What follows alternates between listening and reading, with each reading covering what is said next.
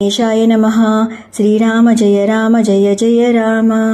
ఈ హనుమంతుని నిత్యం స్మరించటం వల్ల సద్బుద్ధి, బలము, కీర్తి, ధైర్యము, నిర్భయత్వము, ఆరోగ్యము, వాక్పటుత్వం లభిస్తాయో అటువంటి హనుమకు సంబంధించిన మహిమాన్విత ద్వాదశ నామాలను ఆనంద రామాయణం తెలియజేసింది.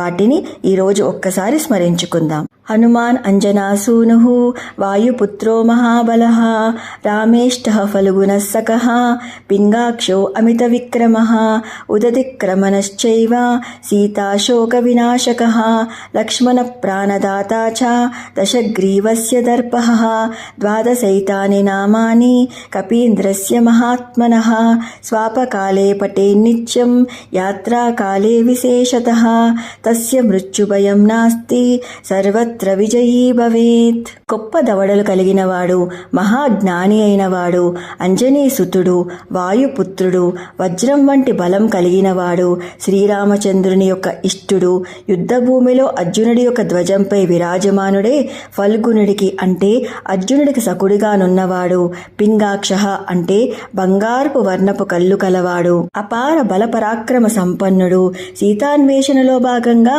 అసాధ్యమైన సముద్ర లంకనాన్ని సుసాధ్యం చేసిన గనుడు, భయంకర అసుర మూకల మధ్య శ్రీరామ దర్శన అభిలాషతో విలవిల్లాడుతూ ఉన్న సీతమ్మకు అమృతతుల్యమైన రామ సందేశాన్ని ఇచ్చి శోకాన్ని హరించినవాడు, ఒకానొక సమయంలో హిమాలయాల నుండి ఏకంగా సంజీవిని పర్వతాన్ని తీసుకుని వచ్చి రావణ మాయా ప్రహరణతో మూర్ఛిల్లిన లక్ష్మణస్వామి యొక్క ప్రాణాలను నిలబెట్టిన ప్రాణదాత.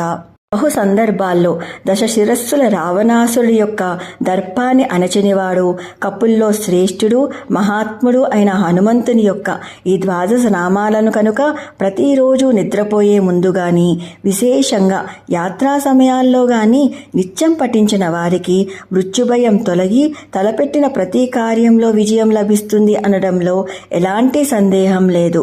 జై శ్రీరామ్, జై హనుమ. సర్వం శ్రీరామచంద్రార్పితమస్తు. స్వస్తి. Please do like, share and subscribe. Krishna Sakhi.